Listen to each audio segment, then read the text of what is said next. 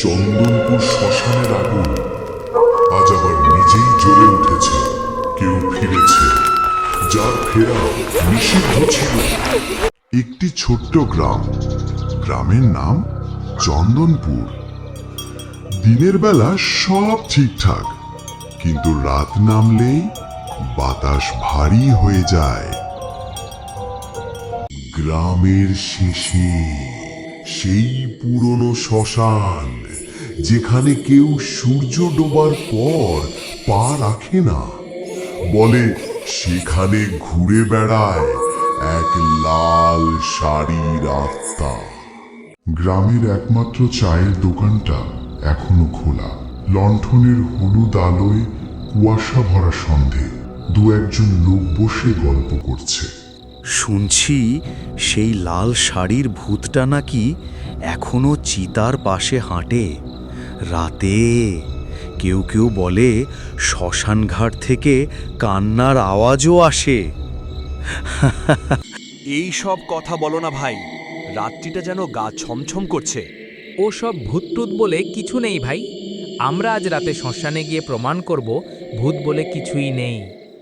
সেই রাতেই দুই যুবক শ্মশানের দিকে রওনা দিল।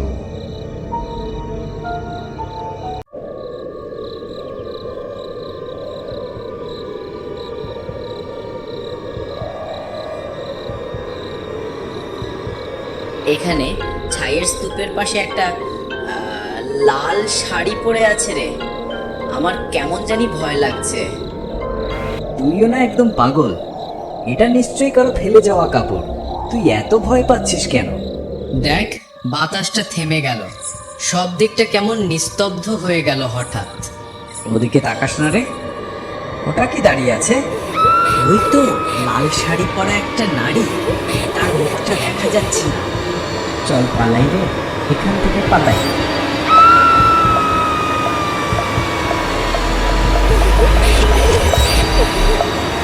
আতঙ্কিত গ্রামবাসীরা ভয় পেয়ে এক জায়গায় জড়ো হয়েছে। চারদিকে গুজব ছড়াচ্ছে, ওই শ্মশানে লাল আত্মা ফিরে এসেছে।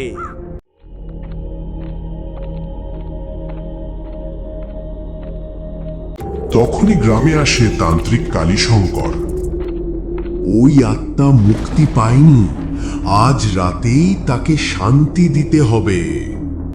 ওং হ্রিং কালী কালী মহাকালী, নীল শাড়ি দেহ মুক্তি, হ্রিং স্বাহা।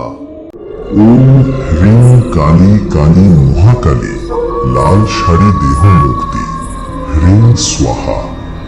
ওং হ্রিং কালী কালী মহাকালী, কেন এসেছো এখানে? কেন এসেছো? হ্রিং স্বাহা।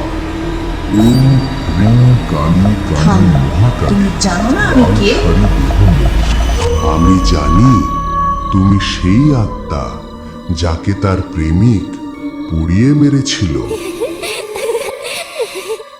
ওম হ্রিং কালী কালী মহাকালী, আগুন আত্মাকে ঘিরে ফেলে, আত্মা আকাশে মিলিয়ে যায়। ওম হ্রিং কালী কালী মহাকালী, লাল শাড়ি দেহ মুক্তি, হ্রিং স্বাহা।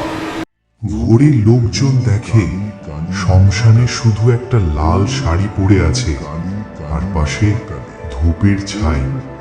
শ্মশান আজ সত্যি শান্ত হয়েছে। রাত 12টার পর কালীশঙ্করের তেজ আজও পাহারা দেয় চন্দনপুরকে। গল্প ভালো লাগলে অবশ্যই সাবস্ক্রাইব করে পাশে থাকুন।